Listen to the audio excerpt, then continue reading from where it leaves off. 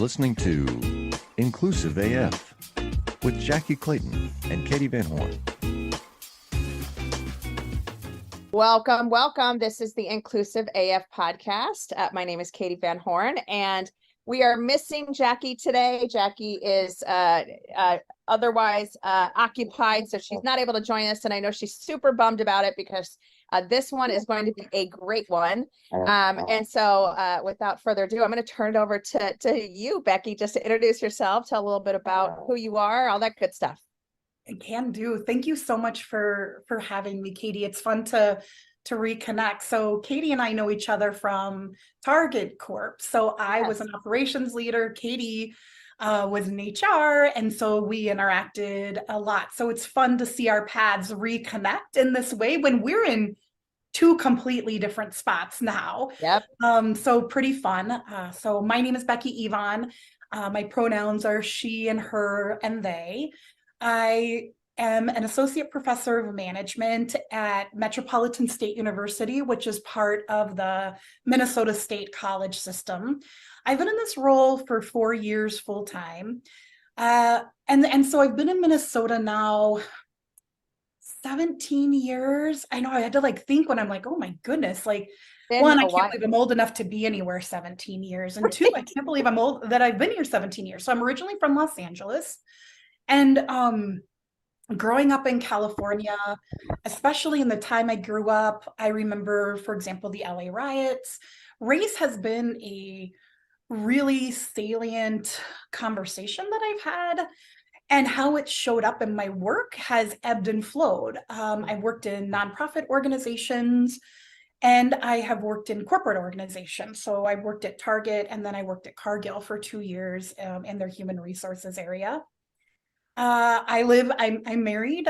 My wife and I have been together for 20 years. We are parenting 2 boys together, Ben and Cole, 11 and 9. One is in middle school, which has just been awful. So yeah, and we black that part of our life out, right? I'm like, oh, buddy, I know this is hard, but I don't remember it because I blacked it out because it's hard. And right. So, yeah. And so I'm really excited to be here with you today. I know that some work by a research team that we interviewed white DEI professionals. And I know that's what we'll be talking about. So we'll be weaving in and out of both my personal experience, but also the research. And I'm happy to go in whatever direction this takes us. Awesome. Perfect. So I would love to start off with just what brought you to this work. So, when last we were connected at Target, I know that you were leading a team, all of that type of stuff. And so what pulled you into this, other than obviously kind of, your life and, some of the experiences that you've had, but yeah, why this work? Yeah, it's a really good question. And I do think about it quite a bit. I think that in some way, I never remember being a kid that was able to be quiet. I vividly remember on my walk to school, walking by a Planned Parenthood and getting into fights with people who were protesting. And so I've always felt this really strong pull to speak out to when things don't seem right, or it seems like fairness is my language. And I think that as a kid, I can reflect back on that. It's interesting to juxtapose that, and that I grew up with a really racist white supremacist parental figure.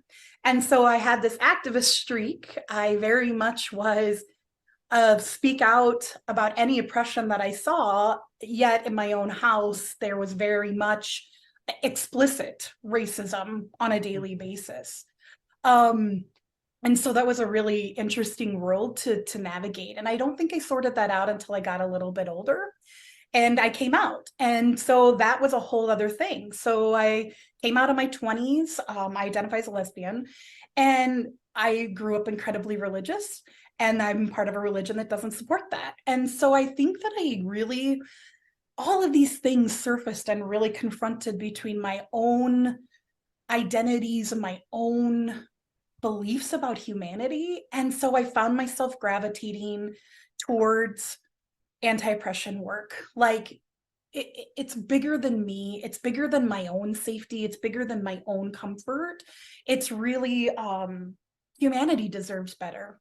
You that and that I've always loved people, truly, genuinely love people. I think they're now one-on-one that can be really hard. But collectively, humanity to me is I love them. I think that the power that we have to make change and to do right by other people is vast.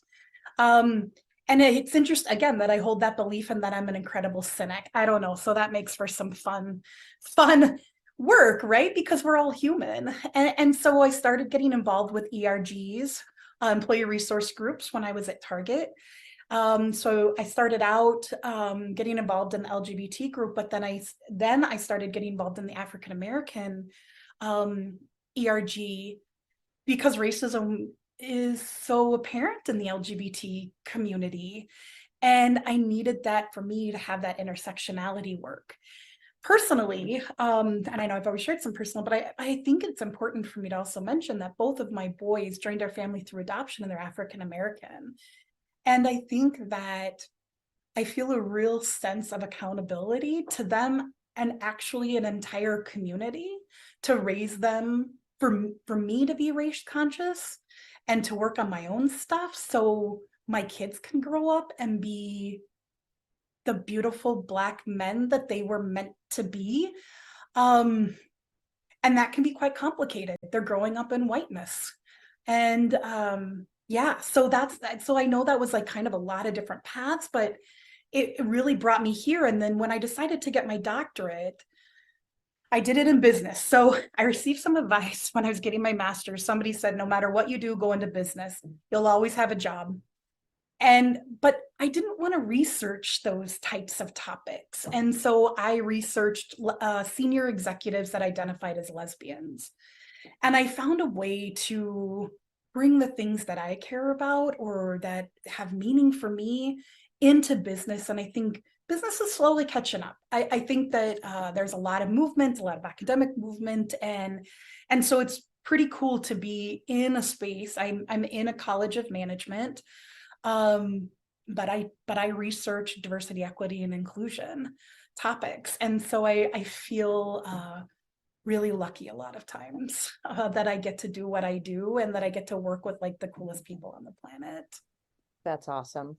Yeah, I think, it just in thinking about the path that you have been on and, the different experiences that I'm aware of, I think it is one of those things that, I always have told people Target was such a good training ground and such a good proving ground for so many different topics. And, obviously we can talk about kind of current events with Target and some of the, the recent stuff that has not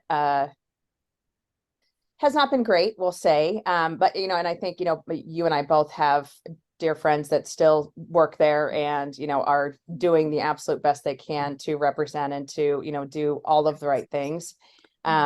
But I would love to hear a little bit about this most current research that you have done. And obviously, I will preface it for folks that we will obviously share the link to the research so you can read it for yourself. But the research is really around white people doing DEI work. So this one is near and dear to my heart. So would love to hear a little bit about kind of what you did and what you found.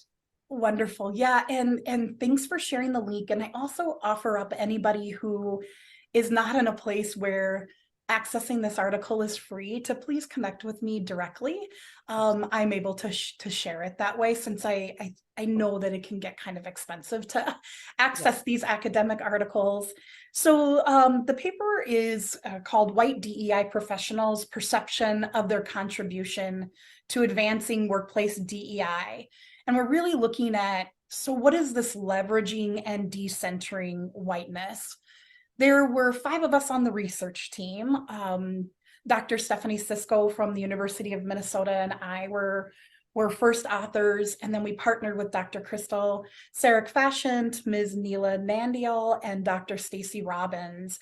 And we're from 3 different institutions, different backgrounds, different degrees.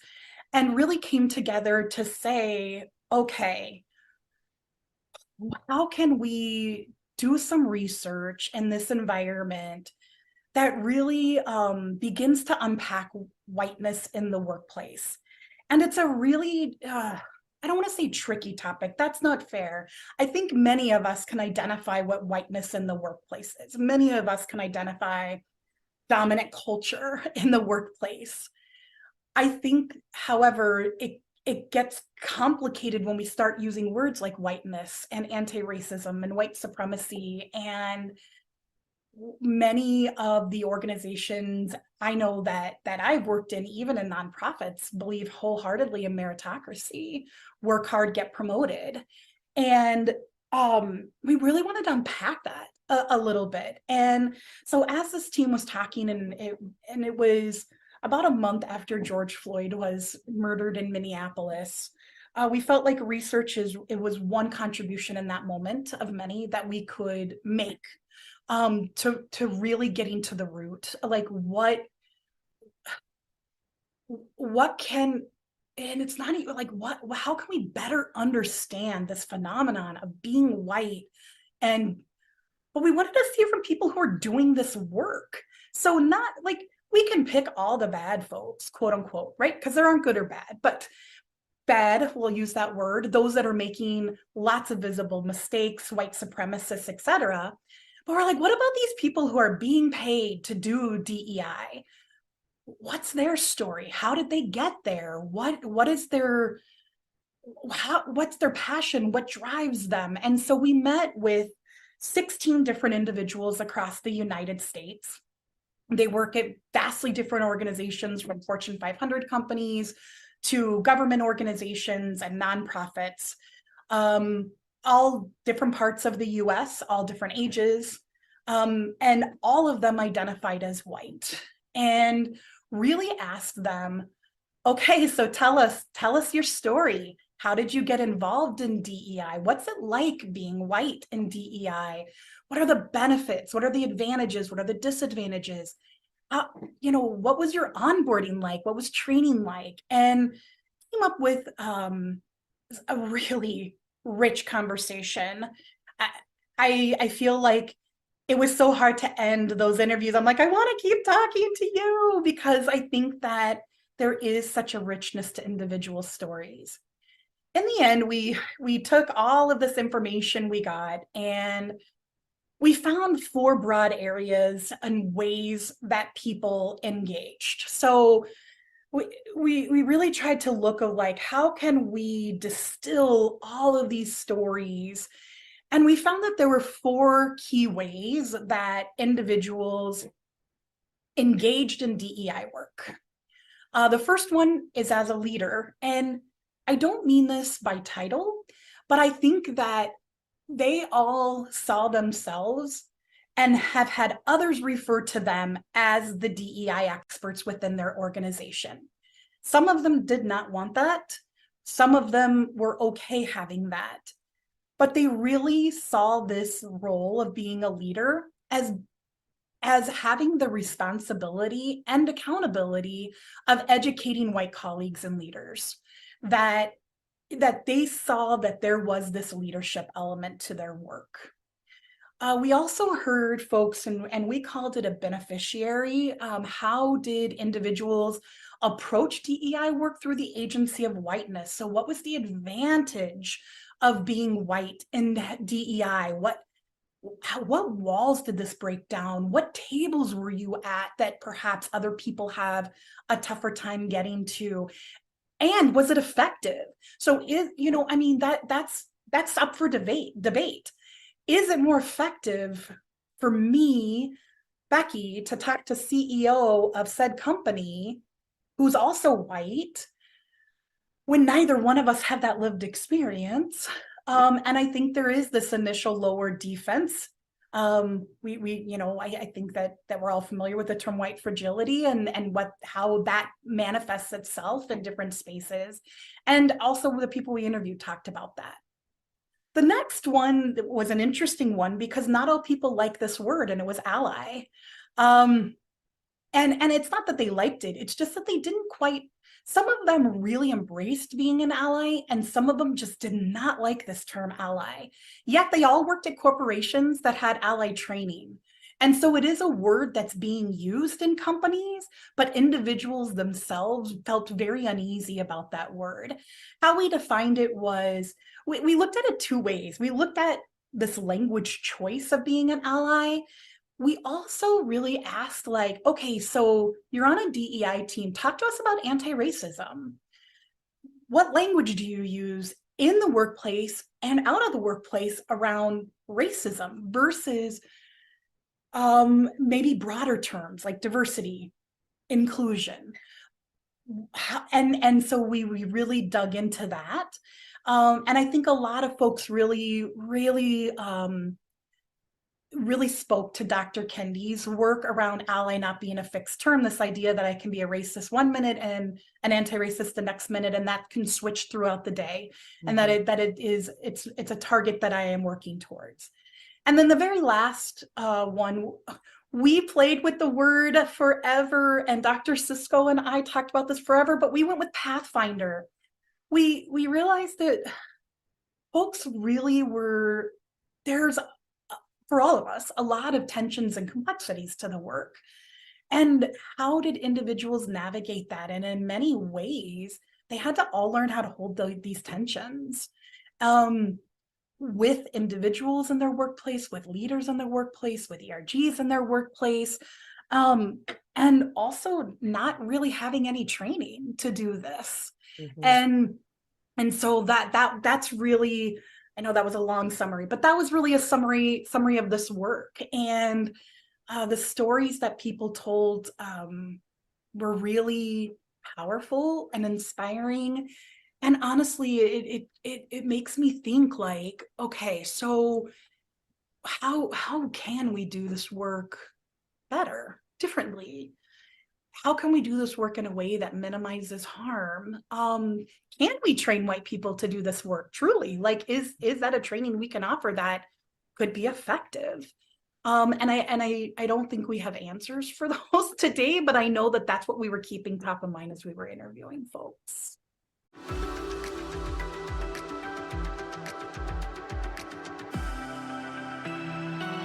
Are you tired of the same old productivity hacks? Have you read the top 20 books on effectiveness, and yet your workdays and email inbox still causing anxiety, burnout, and even depression? Ready to learn the latest in brain-based modalities, techniques, and technologies to optimize your success and well-being? Welcome to the Focus to Evolve podcast, where we'll illuminate your path to spacious productivity and balanced thriving. Each week, we dive into deeply insightful and immediately impactful methods to help you become highly effective while promoting health, profitability, and well-being. Say goodbye to the trance of busyness and hello to your highest potential. It's time to discover a new way of accelerating your mission, growth, and purpose. Join us on the Focus to Evolve podcast and get ready to live your most joyful, productive, and fulfilling life.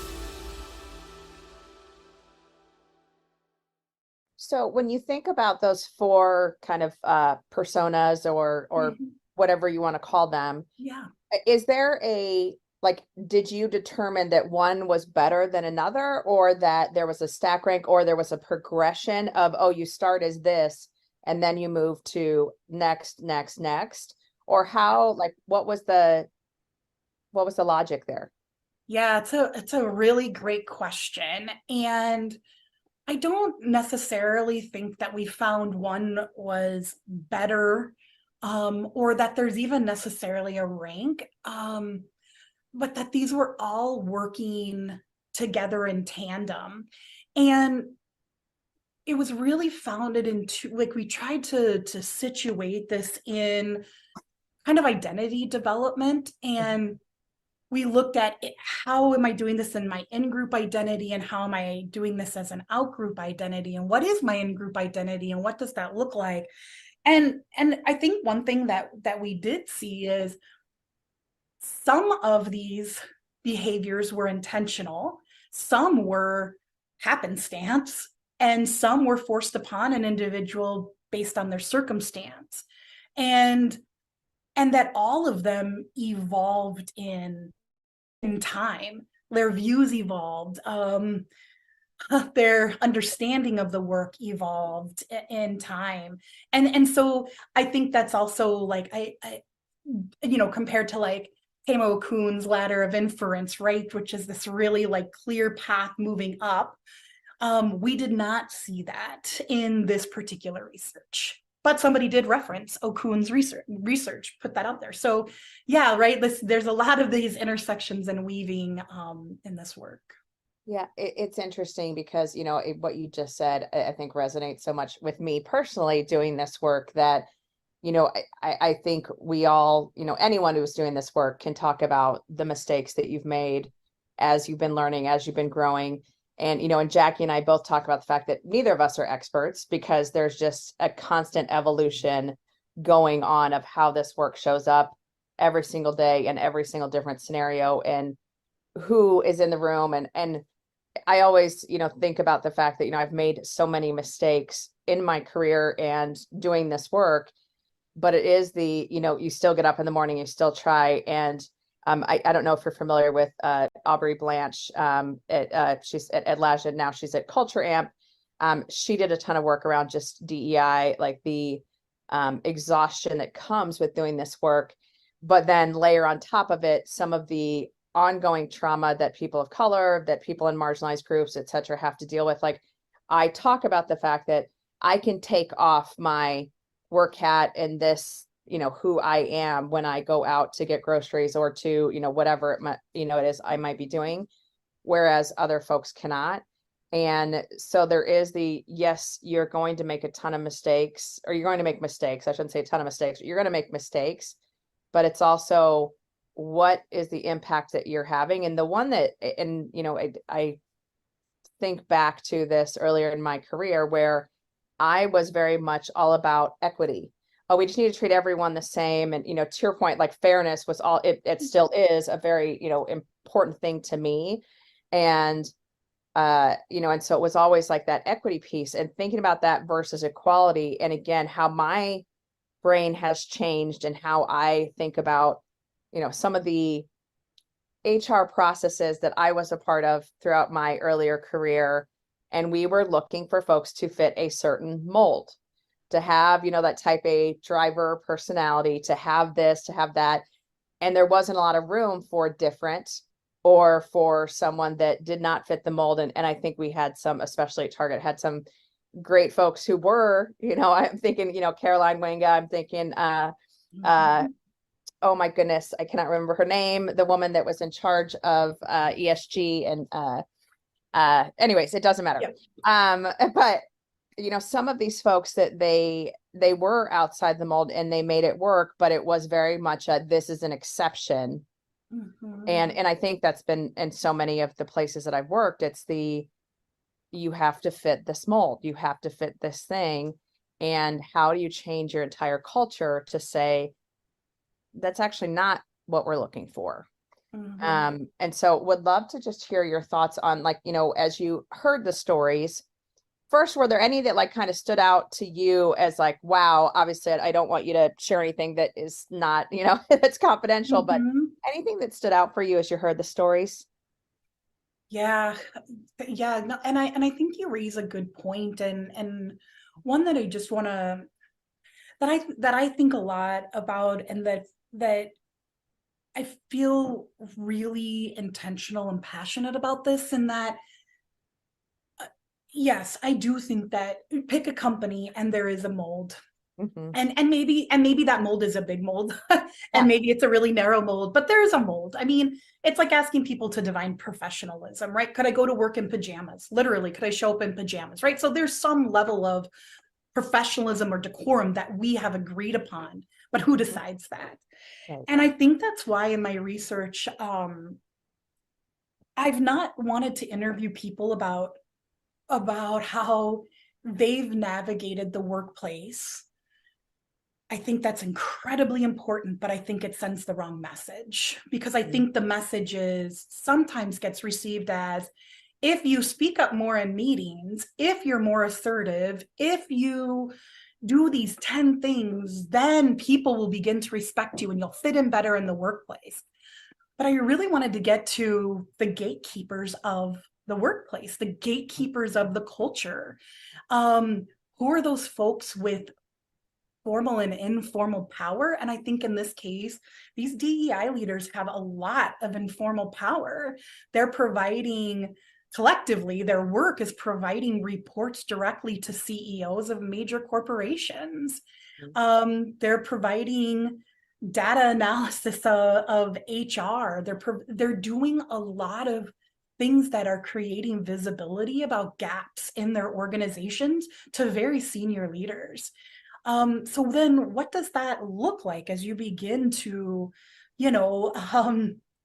use that power to really break down the culture? Now, the hope is in everybody, and I say everybody, but and also in this case, we're talking really specifically about race, but that people of color can show up to work how they show up to work, and that we're not going to put people in these molds. And yeah, we might have a couple of rules around, I don't know, dress, I don't know, pick something, but it's not around our personalities. It's not around our lived experience. It's not around, those things that research time and time again actually shows don't impact if somebody's successful in the workplace. And so I think that a lot of people talked about how they did that, how they were in rooms with CEOs, and how I think of one story. There was a person who worked for a major sports organization, identified it as female, and would talk a lot about, I am the only woman in any given room at any given time. And so she was put in charge of DEI because that's usually what happens. You're the one of this. So, hey, go lead everybody else who's a one of another identity group. And had a moment where somebody said, hey, I get that you're a woman, and race is a huge issue in this organization. Racism, not race, racism is a huge issue.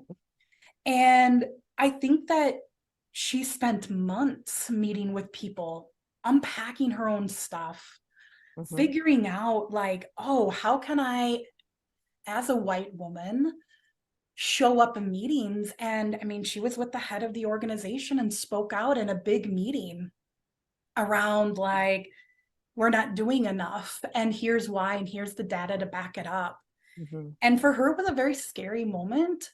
And I think in that moment, she'll talk about how she didn't mind if she lost her job. She didn't mind, not that these things wouldn't be hard, but that statistically she would be okay. I think, and I think that she felt what she had to say was more important and had to be said in that moment, and it was worth risking her reputation for.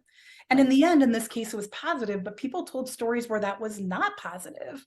When they were told that they needed to be quiet, when they were told, don't do that again and don't bring that up again, where they were told they were flat out wrong. Like, the data isn't right, what you're saying is wrong. And I think that individuals have had to really navigate that. And I think that those are the stories that really weigh on my mind, because how does an individual, how do I get there? How do I get to a point where I am speaking out and it doesn't necessarily feel like a risk for me, even though the risk is huge? On the outside, my job, my livelihood, or whatever these things are. But in that moment, it's like, man, that is so secondary to human beings, to the humanity of people. And I think a lot about that, and how people shared those stories, how they got where they were to that space. And most of them shared a story along those lines. Which, like, it is so fascinating. And that's the thing that I've said, and, and I do not say this flippantly at all, but it is I know there are certain things I can say in a room that Jackie cannot, or I know there are things that I can't say in a room that a white man could. And so I think that's that piece of, to your point, the story that you just referenced, like the person knew my job is going to still be safe. Whereas if, my counterpart that maybe is a person of color, it is going to be seen as, oh, it's just that, so-and-so stirring the pot again, or, whatever. And you do have those moments of just like, who can say this, and why can certain people say it and certain people can't?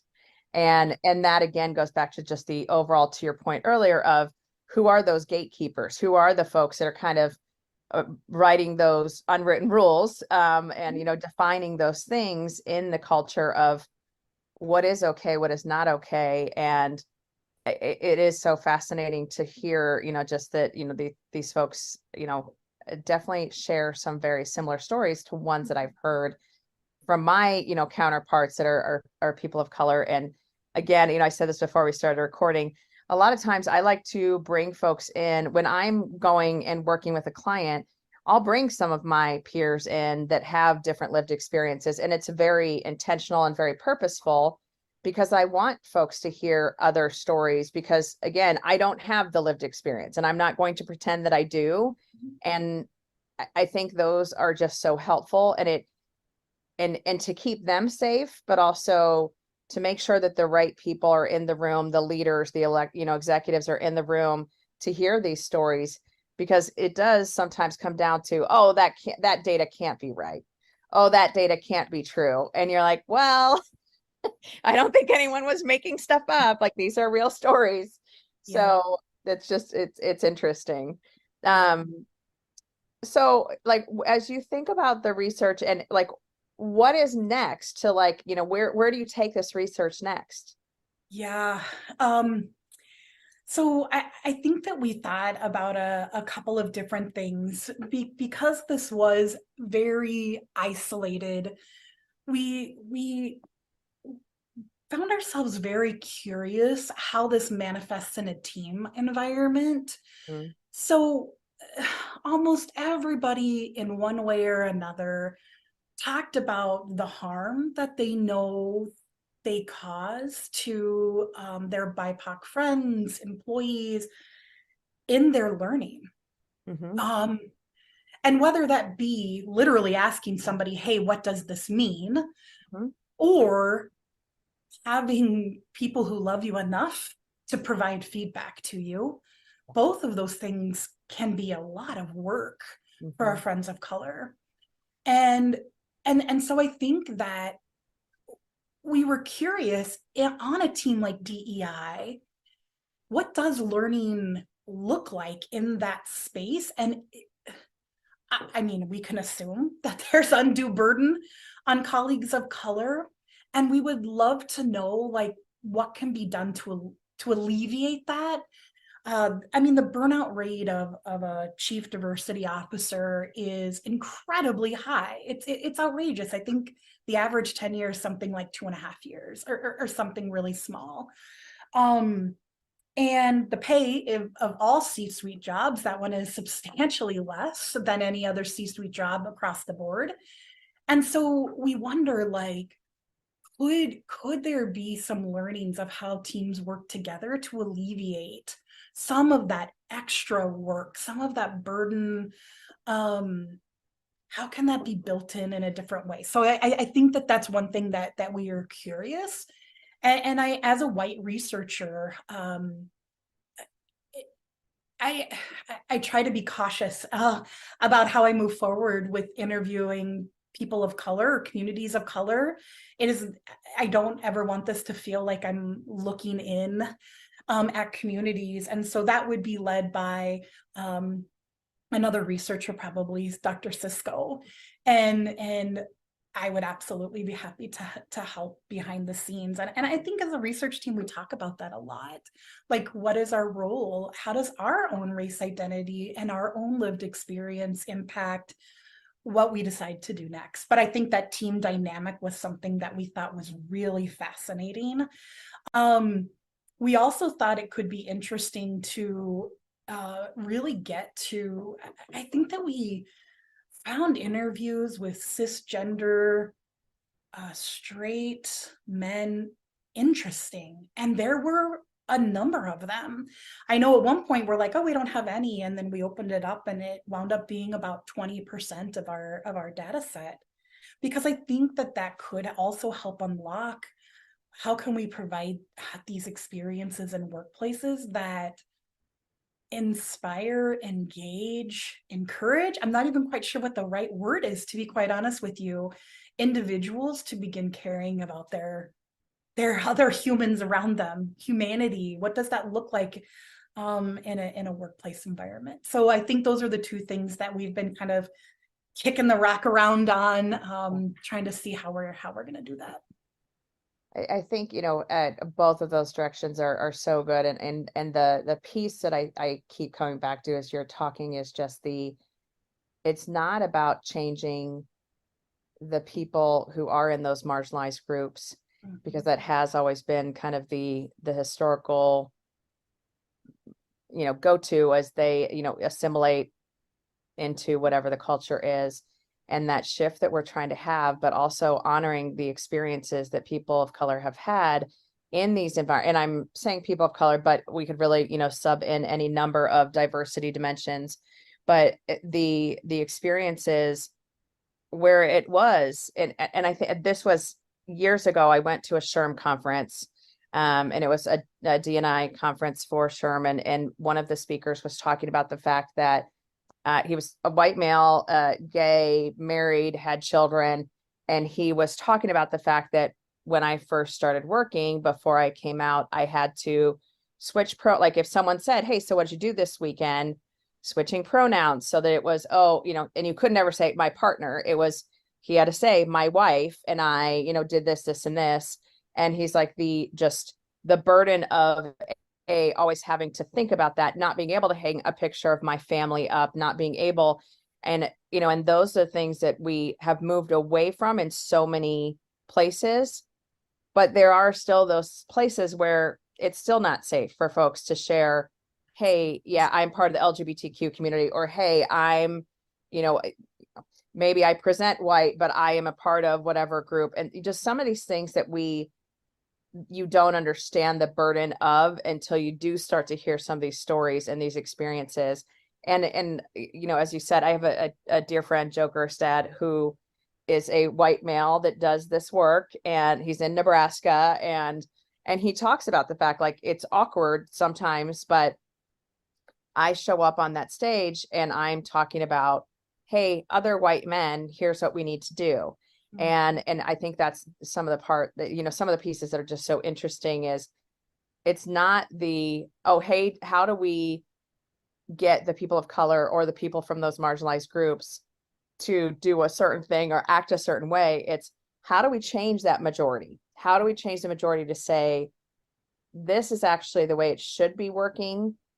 And we just had Dr. Roxy Manning, who is phenomenal. She was just on an episode which will air in a couple of weeks, and she was talking about the global majority and the fact that it's not white people. When you talk about the global majority, by far, yes. Yeah, and you think about that, and I think for so many folks, especially in the U.S., who are very U.S. centric in their way of thinking, it is oh no, we are the majority group, but it's like, not even a little bit, like not even close. So yeah. I know I'm jumping around in a lot of places, but it is just so fascinating to see, how this all plays out. And I'm excited to see, this research already, I think, is just such a great starting point and such a great place for folks that are wanting to get into DEI and maybe don't know where to start, because I think all of the roles that you're talking about, all those personas, are ones that every single person could take on.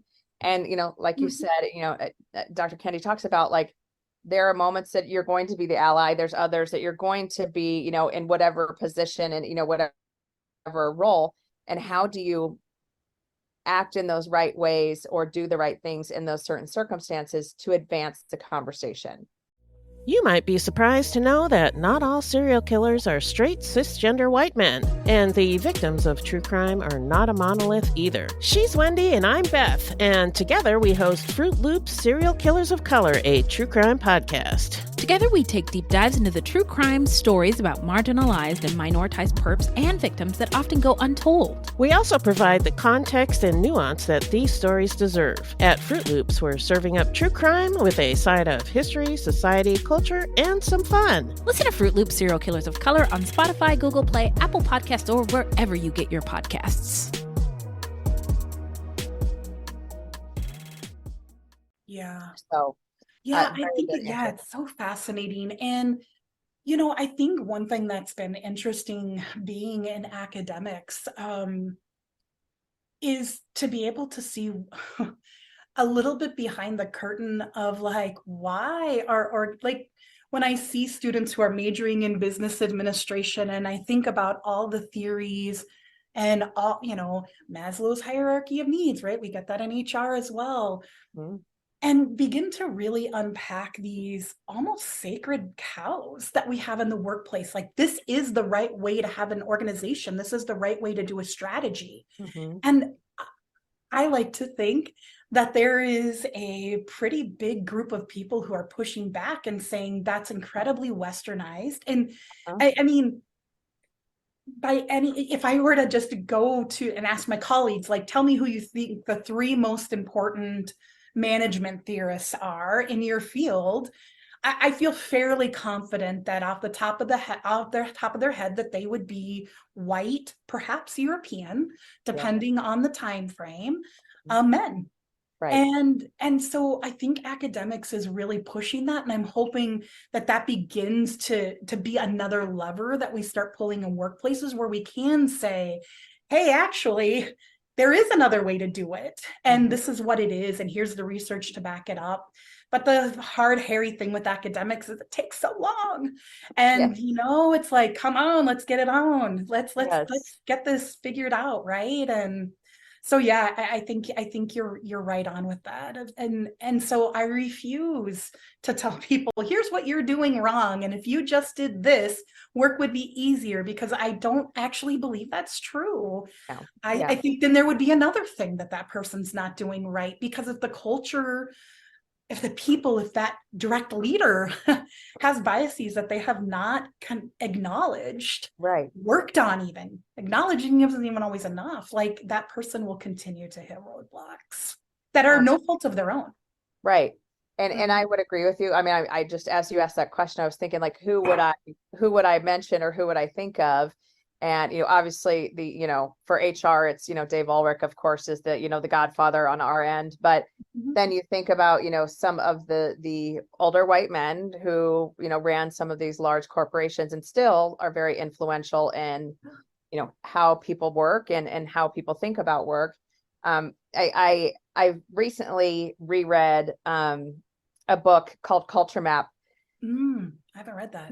Sorry, I'm sitting in my bed to record, and of course now I'm like, no worries, I get it. I get it. No problem. No, let me lay down for a minute. Yeah, I love it. But it's, it talks about some of these factors of how do you start to think about interacting with different cultures and different groups, and who's right and who's wrong. And it's a great book. But I want to ask you, because you're talking about academia, and obviously that's kind of been a hot topic recently in the world of DEI, is some of the legislation that has occurred around I'm going to say like anti-CRT, but that's not even the right word, anti-DEI conversations or anti-culture conversations in academia. Would love just your thoughts and kind of what you're hearing from your side of the fence. Yeah, I think that it is, it's interesting. It's interesting how many people are talking about critical race theory, where like 5 years ago, I don't think hardly anybody could have defined it unless you were in academics. Right. And I think CRT has really become the new word for Black or marginalized communities or BIPOC or sub in whatever movement somebody's DEI fighting against. And what's interesting is I think what we're seeing happening is actually just reinforcing the validity of what critical race theory is, because all of the parts of critical race theory we're seeing them, right? Like we're seeing it's an everyday occurrence. We're seeing it's not a one-off. It's not an accident. That it's the air we breathe. Until those in dominant culture see themselves as part of the solution, we will remain in the space that we're in. Those are really critical things that Bell talks about with critical race theory. Simultaneously, I think that what I see is, and I'm in a management school.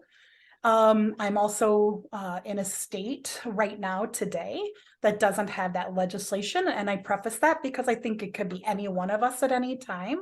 Yeah. And so I think that there is sometimes in the field that I'm in, there's this perceived safety. Like, of course, it's not going to hit business because we care about innovation and diversity, equity, and inclusion, right? Like these are values of ours, but they haven't been. I think the folks that I see impacted the most, when the most stress, are folks that are in ethnic studies departments. Those folks that are visibly talking about race and racism. Yeah. I think I can mask mine in under equity or inclusion or managing a workforce, pick a topic. It's not so easy when I'm talking about African American history. Like that's what I'm talking about. And also most professors in that field identify as a person of color. And so I think that I have seen a lot of stress from my colleagues in that area. And simultaneously what they've said, because again, not my lived experience, so I want to be really sensitive to that.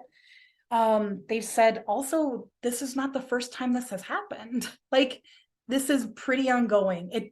Perhaps it's a different word, it's a different thing, but in some way, anti-racism work has always been under attack, budget-wise, legislatively, from dominant culture. And so I've really been trying to follow the leaders in the anti-racism space to say, okay, how do I pivot? How do I support differently? What does that look like truly in a really pragmatic way in my work, in my research? Who am I working with? What does this look like? So I think it'll be an interesting year in higher ed. We'll continue to see more of this. Yeah, is my guess. My guess. I have no knowledge. At least for another year. Right. I mean, till after the presidential election, at least, if not longer, depending who wins. Right. Okay. Yeah, I think that's it's so fascinating to me, and so the University of Southern Florida actually put out a training, and it was like a certificate program around DEI and onboarding folks to being DEI consultants or within their workplace, running ERGs, whatever it might be. And I was looking for the coursework the other day to share it with someone. I was like, oh, it's gone. And I was like, okay, and it might, and I'm gonna say it might be that I just could not find it. So I'm gonna try and say that, but it was one of those like, oh wait, they're in Florida, so it very well could be it's done. And that's the part also that I think there's so much good stuff that folks have built and are trying to get out there to the masses.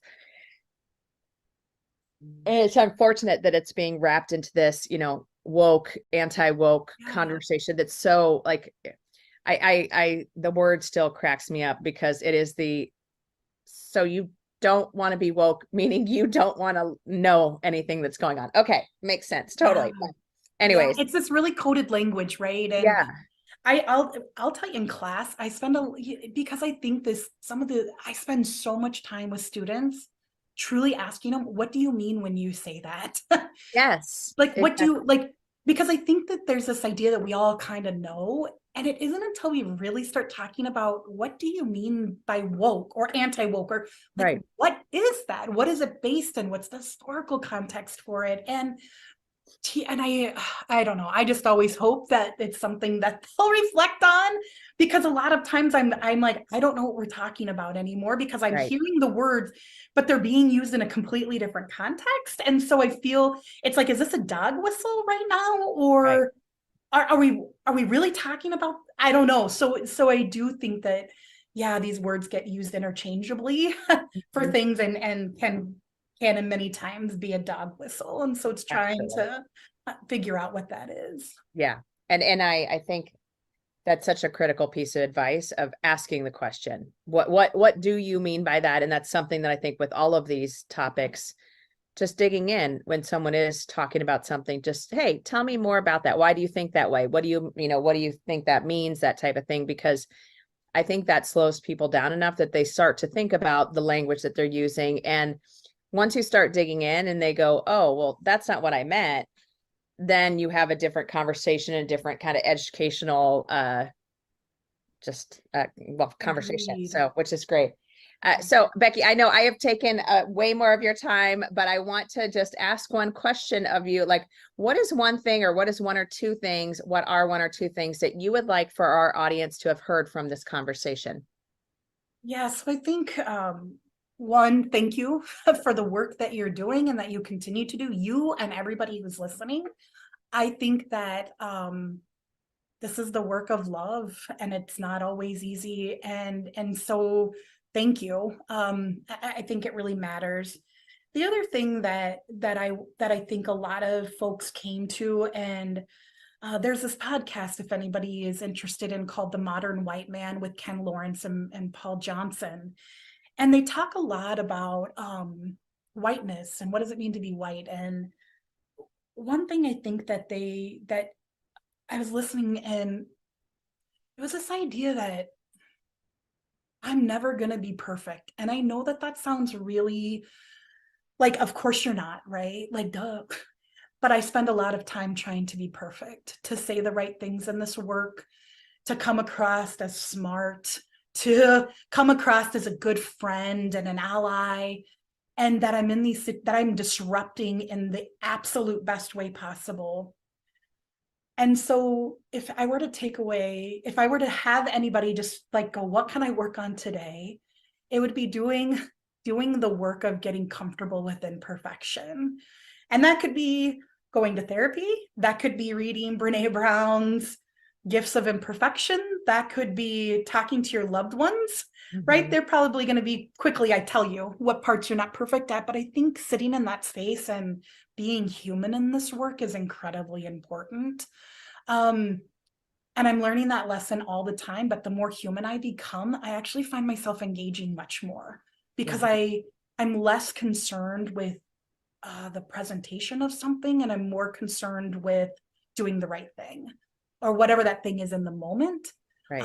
So I think that's the one takeaway. And I think that the folks that we interviewed went on that journey as well, for a really long journey, quite honestly, and are still going through it, myself included. Awesome. Yeah. And I would add, for folks that are listening to this episode, I think the pieces that all of it resonated, and there were so many good points that you made, but I think the pieces that I would call out to folks are just that this is a journey, and we're all on our own journey. And so whatever you're taking, whatever learning you're doing, whatever you're trying to do to kind of bring that, bring more information to yourself, to your teams, to your organizations, just realize everyone's going to be at a different place in their journey, but also realizing that we just have to keep plowing ahead. And Jackie and I have talked about, we're hopeful that we're getting to a place where soon we won't have to talk about some of the stuff, but it's just that, like, we're at, hey, it's going to get worse before it's going to get better kind of a situation. And hopefully that is the case. And, to your point, some of the political things that will be going on here in the next year or two might change some of the conversation. But, I'm hopeful that folks can listen to this and read your research, because it was just amazing. And really just dig in on, how do we do this the right way? And I think, this isn't research that should just be read by white people doing this work. I think everyone can benefit from it. But really looking at this perspective of, as white people, how do we show up? How do we do this the right way? And how can we learn from the mistakes of others, but also, as you said, be okay with making mistakes ourselves, and keep trying. So thank you so much for joining us. We are going to have an episode 2 when Jackie can join us. I know she's super bummed she couldn't make it today, but we'll have her on for a future episode, Becky, so that you can chat more with us. But thank you so much for taking the time today. Great. Thank you so much. Yeah, and anybody can reach out. I love to talk about this stuff. Even if you disagree with me, I'd love to hear from you. I promise. I think it's great. So thank you. Yeah, absolutely. Becky is on LinkedIn. You can find her. Like I said, I'll put a link for her research in our show notes. And yeah, reach out if you have any questions at all. But thank you for taking the time. This is Katee Van Horn, and this is the Inclusive AF podcast. Bye-bye. Hey podcast listeners, my name is Paul O'Connor and I'm the host of the Rust Belt Rundown, a show that highlights valuable insights from manufacturing executives and business leaders in Northeast Ohio and beyond. We convene these leaders for candid discussions about business, regional happenings, industry trends, entrepreneurship, and more. With a wide range of guests and topics, there is something for everyone. Listen to Rust Belt Rundown for free on Spotify, Apple, or your favorite podcast app.